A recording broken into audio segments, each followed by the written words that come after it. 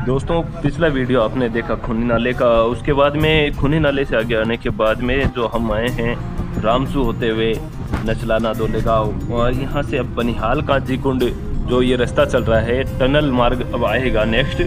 तो बनिहाल दर्रे के बारे में मैं बात करूं तो हिमालय का एक प्रमुख दर्रा है जो राष्ट्रीय राजमार्ग संख्या जो पहले 1 हुआ करता वर्तमान में 44 इसी दर्रे से होकर निकलता है। यही दर्रा कश्मीर घाटी को पहले जोहार सुरंग के माध्यम से जम्मू के शेष भारत के रास्ते से जोड़ा करता था। वर्तमान में जो टनल बन गई है बनिहाल काजीकुंड टनल, ये इसके यूं कहें कि भार को कम कर दिया है और रेल सेवा भी यहाँ से शुरू हो चुकी है। तो यह दर्रा जम्मू कश्मीर में राज्य में स्थित है और समुद्र तल से 2832 मीटर की ऊंचाई पर पीर पंजाल श्रेणी में जम्मू कश्मीर को या यूं कहें जम्मू को श्रीनगर से जोड़ता है। बनिहाल का मतलब होता है वैसे हिमावाद। यह दर्रा डोडा जिले में 2832 मीटर की ऊंचाई पर पहले ये दर्रा बर्फ से ढका रहता था और वर्ष पर्यंत सड़क परिवहन के लिए यहाँ जोहार सुरंग बनाई गई, जिसका उद्घाटन 1956 में किया गया था। लेकिन अब भी इसका भी उपयोग बहुत कम हो गया है जब से यह बनिहाल काजीकुंड सुरंग बनी है। यह सुरंग 8.45 किलोमीटर लंबी सुरंग है जो जम्मू और कश्मीर में पीर पंजाल सीमा में बनिहाल और काजीकुंड को जोड़ती है। इस सुरंग में 126 जेट फैन, 234 CCTV कैमरे, फायर फाइटिंग सिस्टम, इसके अलावा इसकी लागत 2100 करोड़ से या इससे भी अधिक आई है।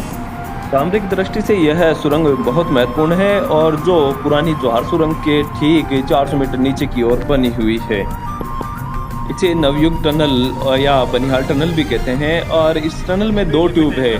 हर 500 मीटर के फासले पे दोनों ट्यूब के बीच में कॉरिडोर बनाया गया है। आपात स्थिति में इमरजेंसी एग्जिट पॉइंट भी इसमें लगाए हुए हैं। अगर हम इसकी बात करें तो इस सुरंग से बनिहाल और काजीकुंड के बीच की दूरी 16 किलोमीटर कम हो जाएगी और इसके अलावा यात्रियों का करीब 1.5 घंटा भी इससे बचेगा।